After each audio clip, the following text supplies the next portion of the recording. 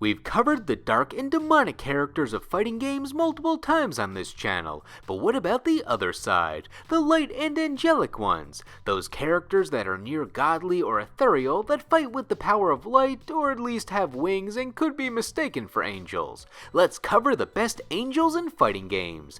As mentioned, these are angelic characters and not particularly angels, but angels rolls off the tongue better. They might not always be a confirmed angel, they could just have a strong angel-like aesthetic, but they have enough traits like light energy, heavenly aura, wings or halo, or they're just referred to as an angel to make it easy for us. Perhaps even a fallen angel works if they have enough angel in their backstory. We're open to loose interpretations, and to co-host with me, back by popular demand, is my own mom. Hi everyone! I've always had a soft spot for angels. I loved watching TV shows that featured them, from the heartwarming Touched by an Angel to the dark and sinister Midnight Texas. So I'm happy to be back to discuss this topic. Now, let's ascend with the top 10 angels in fighting games. Number 10, Dizzy from Guilty Gear. We're starting off the list with a character who's not an angel based on biology, but she is in terms of inspiration.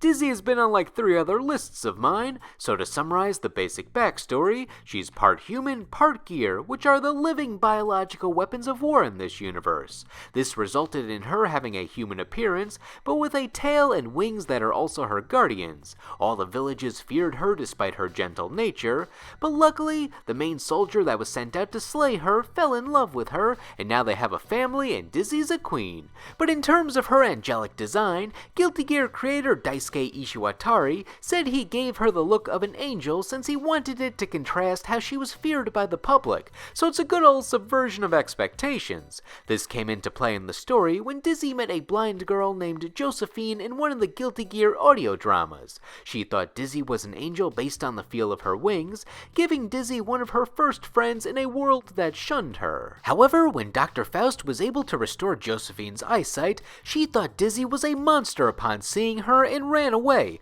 but later they apologized and were able to make up, so prevented the sad outcome.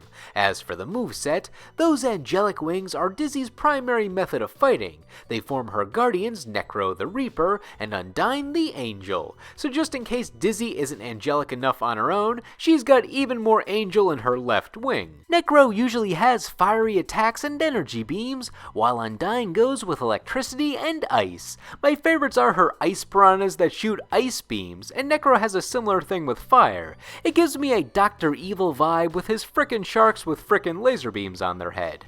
And together, they activate to protect Dizzy on reaction. Some of it is Dizzy fighting alongside them, but other times they just activate on their own since they sense danger, and it creates great physical comedy watching Dizzy get dragged along against her will, and she's like, I can't control this, Interesting look, wings and a tail. I really like the way the wings come to life fighting separately from her and having opposite properties. It's like good and evil on her shoulders, yet they both work together to protect her. I love that her moveset revolves around projectiles. It's exciting to watch. My favorite are her bubble and fish. Her bubble reminds me of an evil version of the bubbles in old Mr. Bubble TV ads many years ago. And to highlight Dizzy's angel side even more, Guilty Gear Strive buffed Undyne's ice powers considerably, where now she has even more opportunities to freeze the opponent, and she can just turn the whole stage into an ice rink. It's so much fun to make everyone slip and slide around. Finally, these new Necro and Undyne designs in Strive are so much more gothic and hellish.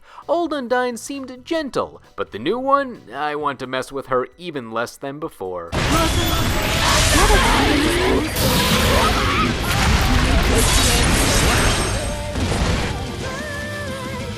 つまずいてはいられないもの。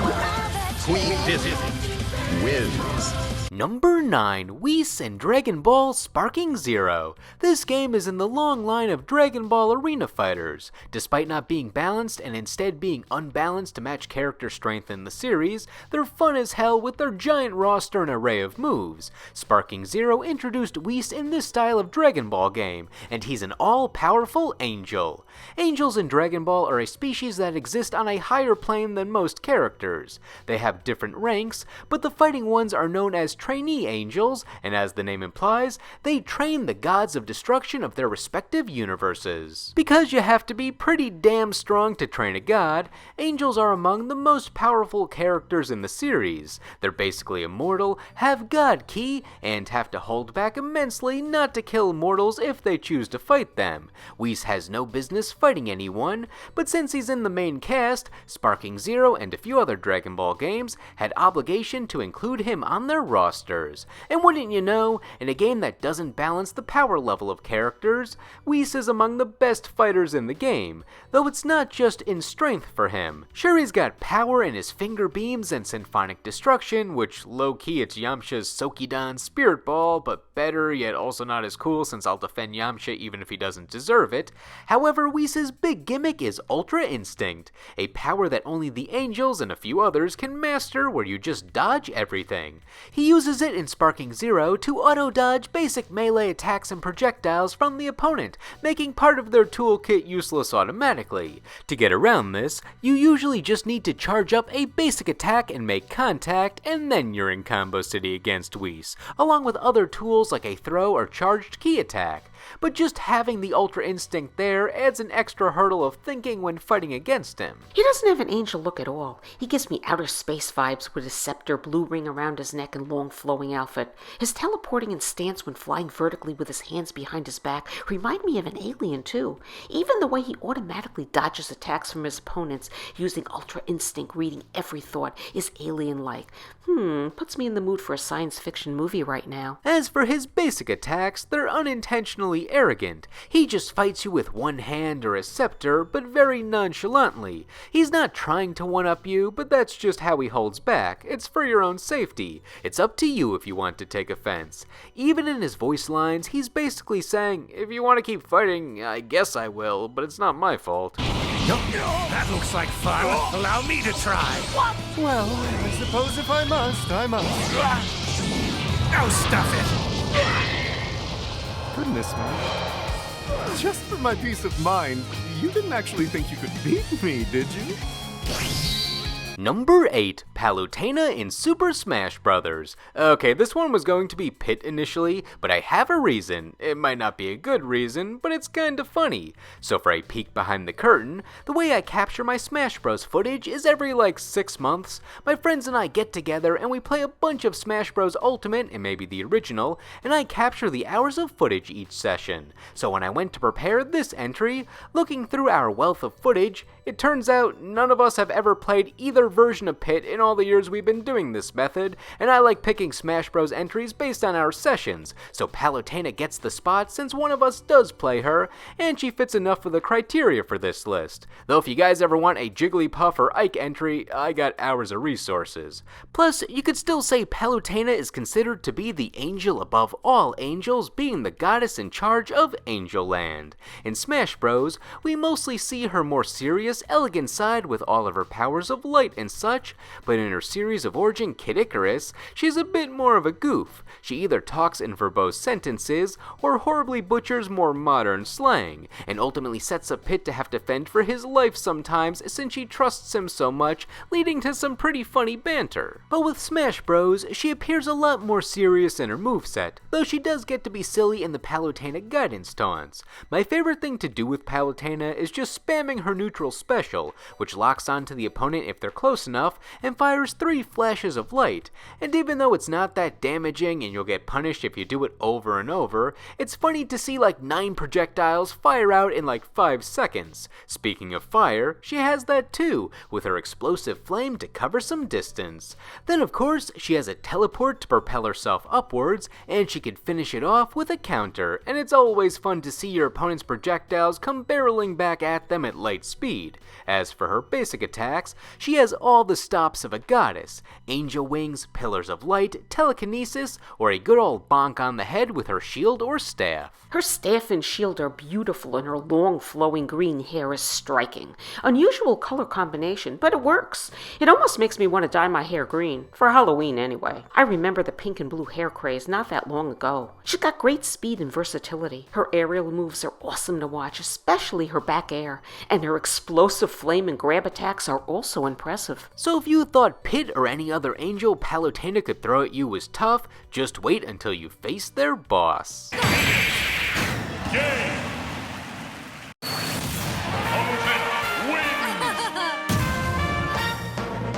Number 7, Lilith from Darkstalkers. Now some of you might be saying, but Mr. Top 10 List, this is a succubus, not an angel. Are you just looking for an excuse to talk about Darkstalkers more? To which I say, well, yes, but Lilith being an angel is actually a major part of her design in the pre-production of the third Darkstalkers game that never made it into the final game.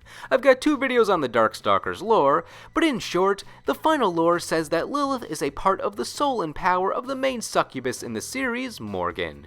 That piece of Morgan formed a body of its own with its own free will named Lilith, and now Lilith is after Morgan to complete herself by absorbing Morgan, or what usually happens is Morgan absorbs Lilith to restore all of her power, though I'm sure the fans would like it better if they both remained separate for double the moveset. While Lilith's final design is similar to Morgan's, being a smaller succubus with a leotard, bat tights, and wings on her back and head, concept art during the design process shows Lilith was initially planned to be an angel. Technically, it was an angel-demon hybrid, with the angel wings in her hair replacing the bat wings, or potentially a ballerina look with a halo. The plan was to have the angel wings reform into weapons she'd use to fight with, or for the ballerina look, something ballet-themed with the wings coming out during her leaps and such. They ultimately dropped the idea since they thought the design was not dark enough for Darkstalkers, but I think it would have worked. Characters like Felicia are pretty peppy for the usual dark aesthetic of the game, and someone like BB Hood is all innocent and sweet until she starts attacking, so Angel Lilith probably would have fit in with characters like that. That being said, I still see some remnants of the Angel idea in her moveset that I wouldn't have thought twice about without that information. While she has some parallels to Morgan, mainly the soul projectile, wing blade, and her own illusion attacks that create a copy, I noticed the angel-themed stuff with attacks like her Merry Turn forming a halo shape around her, or her Splendor Love Super, where she nudely ascends while hitting the opponent with an array of bats. I could totally see that being a shine of light instead if she was an angel. It matches how she might have fought if she was the ballerina design. Plus, her Mystic Arrow attack has her perform a little archery with the opponent's body. And what says angel or fairy better than a bow and arrow? Not to mention, her attack names have a lighter theme to them, like Soul Flash or Shining Blade, so angel stuff might have made it to the final cut of the game just without the angel aesthetic. Interesting hair color and placement of the extra wings on the sides of her head, though I think I'd prefer a halo. I like her grab move, spinning move, fireball, and luminous illusion, but my favorite by far is her gloomy puppet show. Dance, I say, dance if you don't want to die, but you're going to anyway. Her shadow is interesting too, gives a new meaning to the expression me, myself, and I. If we ever see Lilith in a crossover fighting game like a new Marvel vs. Capcom or Capcom vs. SNK or God forbid a new Darkstalkers, please Capcom, I think her angel design would be a neat alternate costume, but for now, it's just a nice bit of non-canon history for the succubus.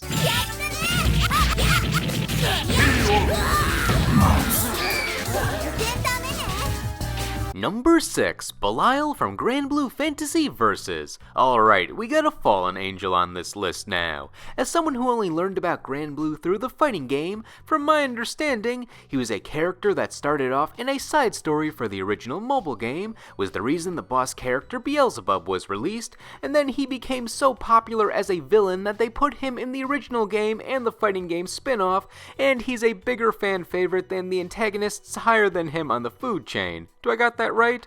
As for why he became so popular, I'm assuming because he's a hot bad boy who turns his back to the opponent. He seems like he just wants to cause trouble, so I can see why he got kicked out of wherever the angels reside in this universe, but he's still having fun with his not so angelic looking wings. As for how he fights, it's almost like a twisted jack of all trades Shoto style where he's got his red sword projectiles while being able to slice upwards for anti-airing, and he has his spinning scythe projectile projectiles that can go in all directions to make moving even harder for the opponent, along with having range on his normals that covers a moderate distance in front of him. And he loves to end things with a grab. If he gets his giant red hand near you, expect to be crushed in humiliating fashion. But his most notable trait is he has a counter where he just hams it up, doing a "come at me bro" pose while advancing towards the opponent, and then he does a stomp to really add in the arrogance if it hits. He has the look of a male model ready to walk the runway with the facial features and hairstyle of an anime character. The apple he's holding in photos reminds me of the Garden of Eden when Eve ate the apple. It's like he's enticing you to come over to the dark side. I like his fighting style, especially his super jumps and stomps, fireballs, and crouching attacks. I wonder what his powers looked like prior to being fallen as an angel. Was it just the red energy but lighter? If anything, we know what it's like if he was even more evil, since the character Avatar Belial shows him in a more demonic form after eating that apple, but at least we know what the apple does now, and he's a glass cannon in this form, though I do prefer the more balanced power of regular Belial, both in terms of strategy and fitting the topic of this list better. Can't you at least act like you're angry? I'll fill all the holes in your head! I misjudged you. Really now? Player 1, win! Number 5, Elysium from Soul Calibur. Elysium was only in Soul Calibur 5, which I feel I liked more than other people. The characters were a bit lacking or just clones of old characters, and the story was cut short due to development issues beyond the devs' control, but the fighting system was fun and it came out in the middle of college for me, so I naturally have nostalgia for it, and maybe that's why I like Elysium so much. Something about her design always hit hard despite the less than interesting moveset. She's the embodiment of the Sword of Purity and Healing, Soul Calibur. We're always talking about how the conflict of these games are caused by the wicked sword Soul Edge possessing people and taking souls for power, headlined by the demonic boss Inferno and his emissary Nightmare, which can only be defeated by its opposite, Soul Calibur. But I like how this game's final boss is actually Soul Calibur to turn things on its head. It wants to rid the world of anyone related to Soul Edge, including people who could be redeemed rather than killed, such as the sister of the main character, and its body Elysium masquerades as the main character's mother, telling him that the world is impure. That being said, the story was pretty rushed, so a lot of this is cooler in concept, but my interest in Elysium is carried hard by her look. The veil and wings that materialize have that powerful aesthetic. Just don't take off the veil, since then she just looks like Sophia and it's not unique. Also, her weapons are cool visually. She's a mimic character, where she copies the moveset of any of the ladies on the roster, with it changing randomly each round, but her version of their weapons is all crystal fancy for Soul Calibur. The default version of her weapon is a copy of Pyrrha Omega's moveset, who's been infected by Soul Edge in the story, adding to that extra parallel between Soul Edge and Soul Calibur. But overall, you're not going to get a unique moveset with Elysium. As I said, it's all concept and visuals for why I like her. She reminds me of a Viking fighter with that headdress and the way she wields her sword. I also love her translucent crystal wings.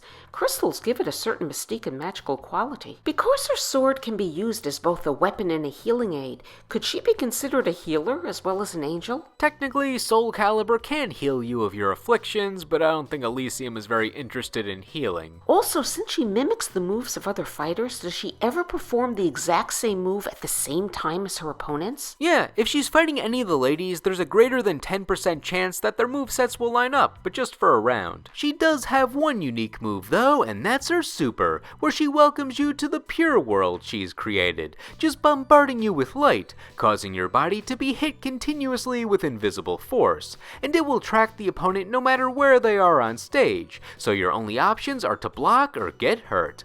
This move was cool enough to get me to play her for a bit, even if I had to learn 8 other characters to do so, and ultimately only learned 5 of them, so I prayed that she did not get the moveset of a character I did not know when I played her. Not only that, but because Elysium's intro and outro animations have her take out the wings, I edited her costume to look just like Stocking from Panty and Stocking. So now when you do her super, you can sing Anarchy, everyone wants to be me. This might be my favorite costume edit I've made, even more than when I put a chef's hat on Pyrrha Omega. I welcome you to your world. KO.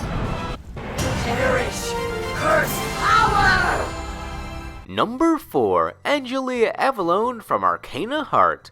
Angelia went into the magical Arcana world when she was 10 and emerged an immortal angel who no longer ages with a buddy named Merlin who looks like a stuffed animal but is actually a living being. She was the final boss of Arcana Heart 2, taking after her sister Mildred, who was the final boss in the first game. And now in the third game, she just wanders around being a punk who shows off her powers to her peers. Her story is basically, I'm making friends, but I gotta be a little backhanded about it. Her sister is also involved in her moveset since she's an angel too, acting as her arcana so she can summon some angelic power. But really, she doesn't even need the sister since Angelia has creative powers alone, mainly the halo. The stuff that she does with light energy is neat, but this halo is her one-stop shop for all of her physical moves. It can propel her forward, be a deadly hula hoop, turn into a frisbee, produce a beam of even bigger halos, or just be a good old blunt object, and it works defensively too. Add in that her little buddy Merlin is also a good weapon to hit the opponent with,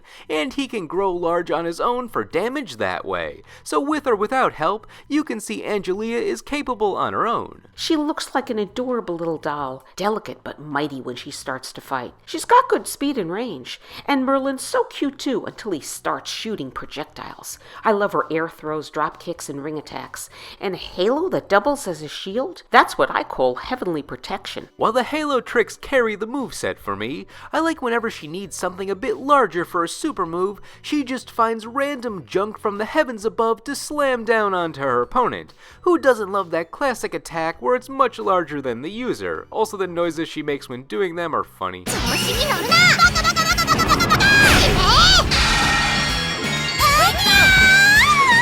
Number 3. Gil from Street Fighter. What even is Gil? He was born human, but thanks to being a part of a secret society cult since birth, he was genetically enhanced to be a master of hand-to-hand combat, cryokinesis, ice manipulation, and pyrokinesis, fire manipulation. Oh, and he can grow freaking wings, which is what gets him on this list.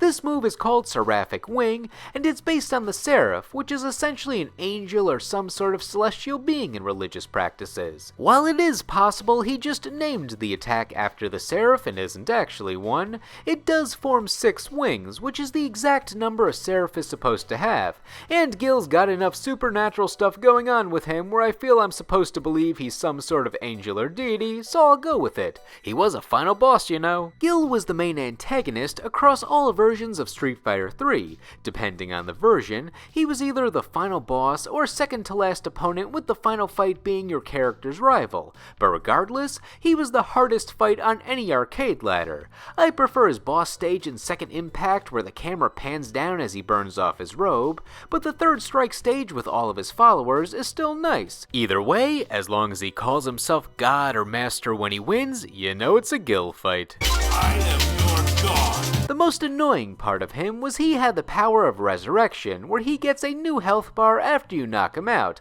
unless you can hit him with a super projectile as he's recovering, but I never did that when I was playing, so I always experienced the pain. But that just goes with the transcendent power that Gil emits. Beyond the fight, he can mind control people to follow his commands, and scar your DNA with divine-like power, so you don't want to mess with him on any level. And once again, the wings. They create a blinding light that I can only assume is powered by the gods. He may be an angel, but he looks more like a devil to me. Majestic, charismatic, DNA manipulation, and brainwashing ability, just to name a few. That's a dangerous combination.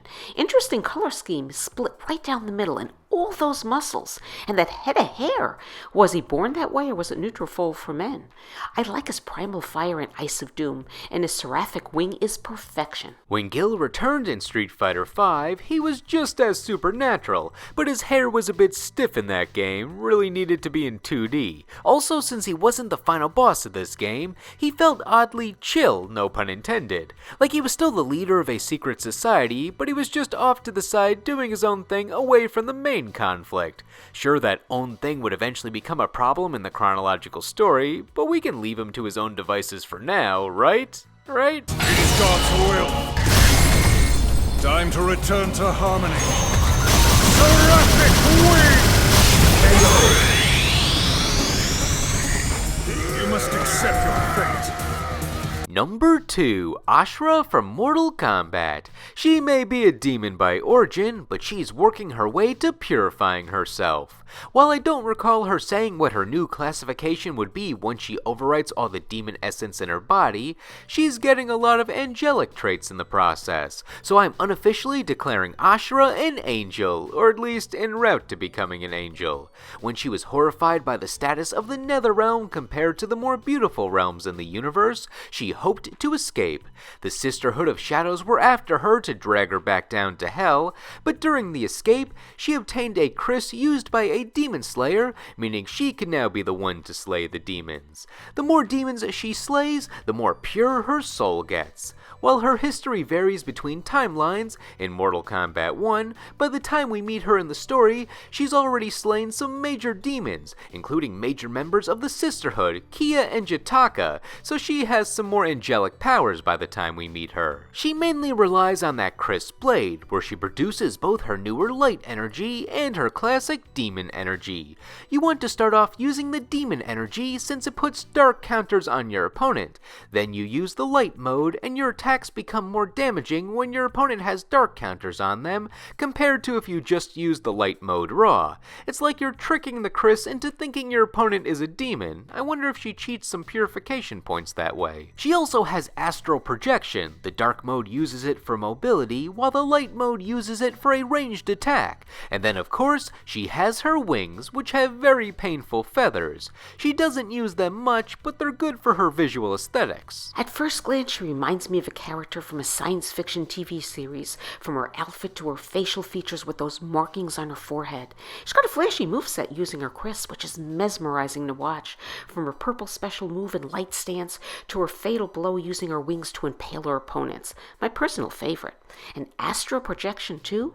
She's got it all. A perfect demon to watch. So while Ashura still has that demon label on her, give her some time and she could become the most angelic being in the Mortal Kombat universe. Ashura wins. For the only honorable mention, I want to bring up Angel from the King of Fighters. She's not an angel in any form, but it's her name, and I'm sure there's some people out there who wanted me to include her on that factor alone. So here she is. She's a bombastic wrestler who does flips and the people's elbow, but has no angelic powers, though she is very cool and has the name of a champion in this topic. She certainly doesn't look like an angel in that costume, more like a sexy cowboy cheerleader who's missing part of her outfit. I'll let you guess which part I'm thinking of, and there may be more than one. But with that body, she can pull it off. If she had wings, they'd probably be set on fire. Her unchained circle combo attacks and wrestler-type moves are perfection. Not gonna lie, I kinda want to talk about Angel more, but she deviates a bit too far from the topic, so let's just watch her super move and go to number 1. Time to style on him with a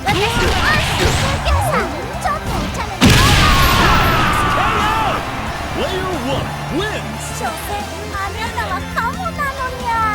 For number 1, we chose the fighter whose main and potentially only character trait is being an angel. They eat, sleep, and breathe angel. It's even the only name they go by. That's right, number 1, Angel from Tekken. The storyline and vibe of Tekken 2 might be my favorite in the series. I really like the reversal of Kazuya and Heihachi being the final boss and main character, along with all the new characters. I wish we saw more from this area of the timeline, since after it, in Tekken 3, we saw a time skip that never let us go back in future games, though they have given Kazuya a main character spotlight again in more recent entries. Also, the graphics of Tekken 2 were in that uncanny style where they were better than the original, but nowhere near the smooth point of Tekken 3 yet. Plus, the aesthetic of Tekken 2 always had this creepy ambience to me, especially when you get to the boss stage. Kazuya fights in an empty room with a screen displaying the fight infinitely in the background. It's such a unique feeling that I never got from future Tekken boss stages. Speaking of boss Kazuya, he's the final boss in Tekken 2. After thinking he killed Heihachi in the first game, he takes over his father's business as a front to unlock the devil power inside of him. First you fight Kazuya when you get to the penultimate fight on the arcade ladder, and then he goes full devil for the final boss, with the main difference in moveset being he has eye lasers now. But that's all well and good for Devil. Where does Angel fit into all this? Well, once you unlock every character in Tekken 2, you can now play as Kazuya. Beat the arcade ladder as Kazuya, and then you can play as Devil. But when you play the arcade ladder as Devil and get to the boss fight where you would normally fight Devil, Angel greets you for a boss fight instead. All things considered, she's a model swap. No differences in moveset, but just the aura of entering the dark room expecting the devil and getting the antithesis of him always made me like the gusto of Angel. Then you can also play as her on the arcade ladder, and when you win, you get a nice ending of her vanquishing Devil by... I can't really tell what's going on. Is she thinking of everyone she fought, or is she using their power somehow? Once again though, that adds to her mystique. She's supposedly the good side of Kazuya fighting against his devil gene, which makes it even cooler that Kazuya's self-conscious creates a full-on Greek-style angel to combat the devil. Really, the concept alone and my love of Tekken 2 carries her for me. I was always disappointed this was the only mainline game Angel appeared in. However, she did have other reappearances in the Tekken Tag Tournament games, which are the non-canon tag fighter games where every character on the roster appears. The first tag game came out in 1999, 4 years after Tekken 2, and the second one came out in 2012, giving her over 10 years between appearances. She looks like an angel but fights like the devil. I love her graceful and elegant wings in combination with Greek goddess attire. So heavenly looking and capable of such brutal attacks. Those kicks, leaps, and punches could knock the evil out of any opponent. In Tag Tournament 2, they restyled her for a somewhat more modern look, but the aura was still there. Her attacks were mostly based on the Mishima family tree this time, but her devil lasers were now white to make it feel like the power of heaven. Her ending in Tag Tournament 2 has her fighting Devil, and it's just a great sequence of her withstanding Devil's beam and reflecting it back to him. The quick ferocity she lets out when she does the reflect makes me wonder what personality she might have under her soft exterior. Even in the game's intro, when Ogre pisses her off enough, her face lets out a bit of Devil before she screeches back with an angel beam. Just whenever I see her, I think she's the coolest thing ever, even if her moveset is just borrowed from other characters. I hope that one day if they ever give Kazuya a full send-off, they can at least give us a true origin for Angel, or have her purify the devil gene once and for all. She at least has one fan out there, which helped her get number 1 on this list. Hey, yo!